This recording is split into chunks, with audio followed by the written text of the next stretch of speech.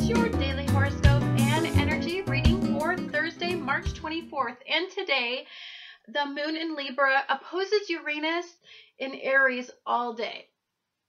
What this suggests to me is that our emotions we want to remain in balance, right? We want, our desire is to have a very balanced emotional well-being.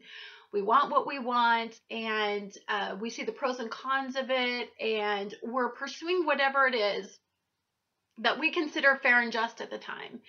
However, the difficulty that I see is that the opposition is there's going to maybe be something today that doesn't feel fair and just, doesn't feel balanced, doesn't feel like whatever's happening should be happening with the amount that you've invested in it, or the time, or the emotional investment that you have put into this. So today it's going to be hard to remain diplomatic, but you're going to have a desire to. I like it because when the moon is opposing Uranus all day long, it means that the dispute that happens for some of you that are in this low vibration,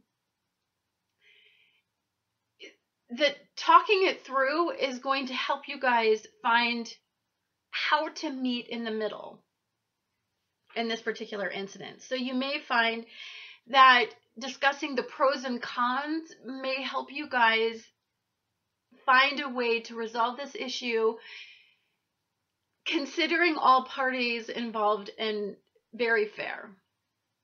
A relationship is going to test your ability to remain impartial. For some of you, if this is regarding relationship issues and you're trying to have this conversation, it's going to be difficult for you to do that, because I feel like for some of you, you guys may not have seen something clearly. There may have been, you may have felt intentionally deceived, or you may hold yourself accountable and say, gosh, I should have saw that. Like there's something about the situation that I just maybe refuse to see. I think what it is I don't think, for me, what I'm feeling, because this is only an opposition, I don't feel what happened to you was intentional, but I believe that that's what came out of it, the deception, or the feeling that you something that you idealize, there's a realization about it. But thank goodness your ego is looking at the pros and cons of this and is assuming some of the responsibility. I think initially you want to place blame, and there's that vexed feeling, that feeling of like, that didn't feel great. But I think after that, I think you start to feel like, well, there's a sense that I had something to do with this, and there's a sense of accountability. I like that. Realizations are good.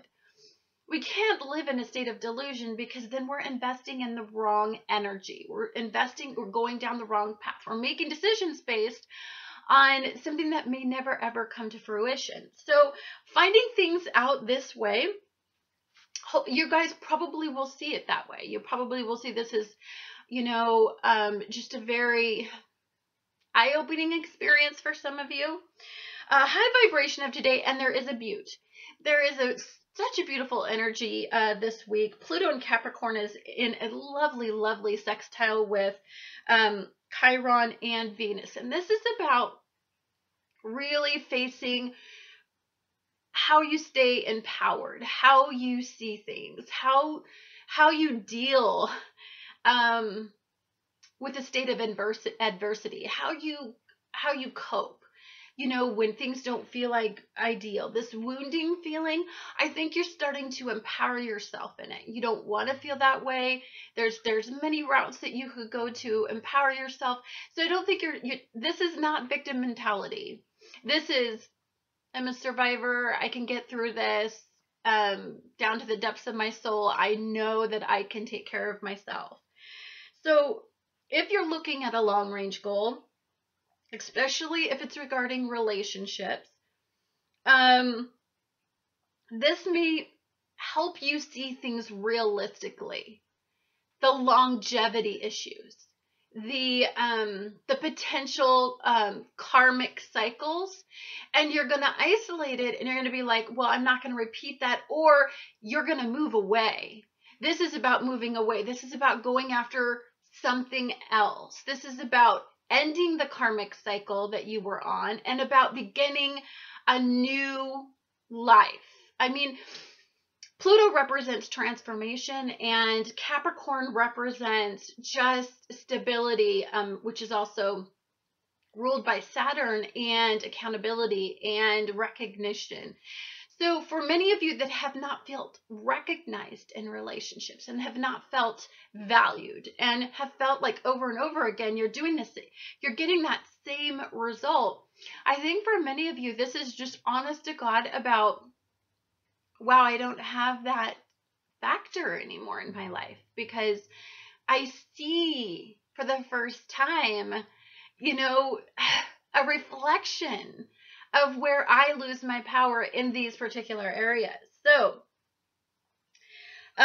everyone is on their own journey. And I think if you look at the pros and cons of it, you can have some compassion for whomever has done something unjust. Today is a day of looking at things that were not fair, not just, and realizing that we're all going on that same journey. We're all kind of lost right now. We're all confused.